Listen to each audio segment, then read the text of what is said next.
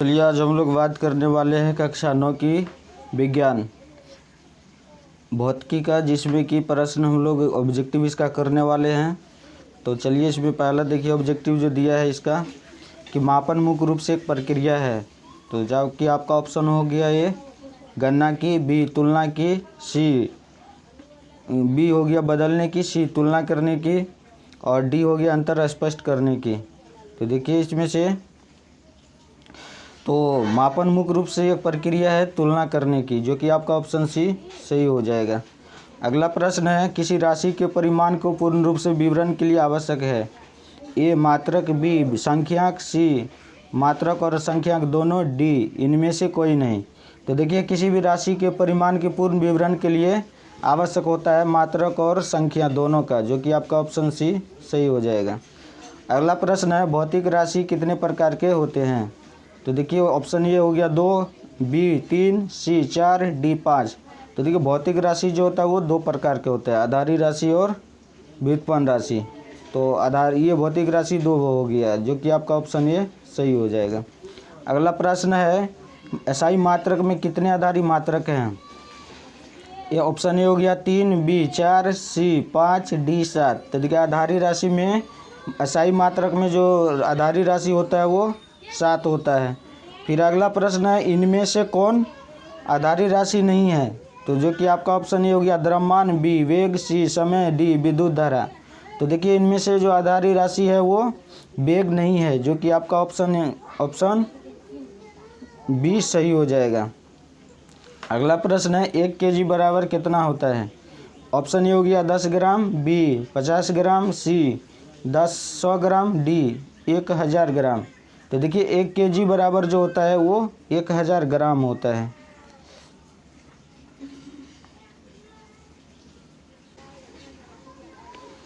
देखिए अगला प्रश्न है 7 का ऊष्मा का एसआई मात्रक क्या होता है। ए में हो गया मीटर, बी न्यूटन, सी पास्कल, डी जूल। तो देखिए ऊष्मा और ऊर्जा का एक ही एसआई मात्रक होता है, जो कि जूल है। ऑप्शन नंबर डी सही हो जाएगा, आपका ऑप्शन डी सही हो जाएगा। देखिए अगला प्रश्न है वेग एक कैसा राशि है। ये हो गया अदिश राशि, बी सदिश राशि, डी सी दोनों, डी कोई नहीं। तो देखिए वेग जो है एक सदिश राशि है, जो कि आपका ऑप्शन जो है सदिश बी सही हो जाएगा। देखिए अगला प्रश्न है दाब कैसे मात्रक, ये तो बता दिया। अगला प्रश्न है फुट पाउंड सेकंड प्रति को संक्षिप्त में क्या कहते हैं। ऑप्शन ए हो गया सीजीएस, बी एमकेएस, सी एफपीएस, डी सभी। ये देखो फुट पाउंड सेकंड प्रति को संक्षिप्त में कहते हैं एफपीएस पद्धति, जो कि आपका ऑप्शन सी सही हो जाएगा। कहता है एम्पियर किसका सही मात्रक होता है। ए लंबाई, बी समय, सी विद्युत धारा, डी ताप का। तो देखिए एम्पियर जो होता है वो विद्युत धारा का सही मात्रक होता है, जो कि आपका ऑप्शन सी सही हो जाएगा। अगला प्रश्न है मोल किसका सही मात्रक है। ऑप्शन ए विद्युत धारा, बी ताप, सी पदार्थ का परिमाण, डी समय का।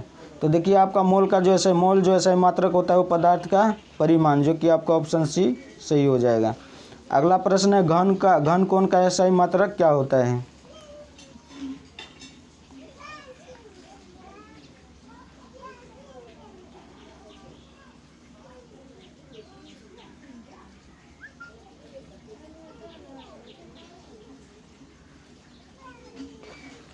घन कोण का सही मात्रक क्या होता है। देखिए ए हो गया कैंडिला, बी एम्पियर, सी किलोग्राम, डी स्टेरेडियन। तो देखिए इसमें घन कोण का जो सही मात्रक हो जाएगा वो हो जाएगा स्टेरेडियन, जो कि आपका ऑप्शन सी डी सही हो जाएगा। बॉल का सही मात्रक क्या होता है। तो देखिए ए हो गया न्यूटन, बी जूल, सी पास्कल, डी सभी। तो देखिए बल का सही मात्रक होता है वो न्यूटन होता है, जो कि आपका ऑप्शन ए सही हो जाएगा। अगला प्रश्न है सूर्य के चारों ओर पृथ्वी की गति किस प्रकार की गति है। ए रैखिक गति, बी वृत्तीय गति, सी दोलनीय गति, डी आवर्त गति। तो देखिए सूर्य के चारों ओर जो चक्कर लगाता है वो होता है वृत्तीय गति, जो कि आपका ऑप्शन ए बी सही हो जाएगा। अगला प्रश्न है दीवार घड़ी के पेंडुलम की गति किस प्रकार की गति है। ए ऑप्शन ए वृत्तीय गति, बी रैखिक गति, सी दोलनीय गति, डी आवर्त गति। तो ये देखिए दीवार घड़ी के पेंडुलम की गति होती है वो एक दोलनी गति होती है, जो कि आपका ऑप्शन सी सही हो जाएगा। अगला प्रश्न है वेग बराबर समीकरण क्या होता है? एस बटे टी वी माइनस यू, सी बराबर सी हो गया यू स्क्वायर प्लस 2as और डी इनमें से कोई नहीं। तो देखिए वी बराबर जो होता है समीकरण इसका एस बटे टी होता है, जो कि ऑप्शन नंबर ए सही हो जाएगा। अगला प्रश्न है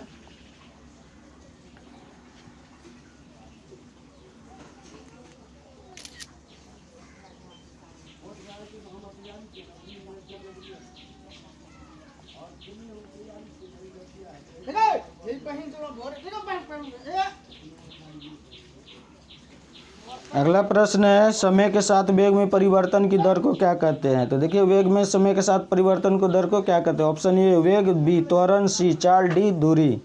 तो वेग में समय के साथ की परिवर्तन को दर को त्वरण कहते हैं, जो कि आपका ऑप्शन बी सही हो जाएगा। अगला प्रश्न है प्रति एकांक क्षेत्रफल पर लगने वाले बल क्या कहलाता है?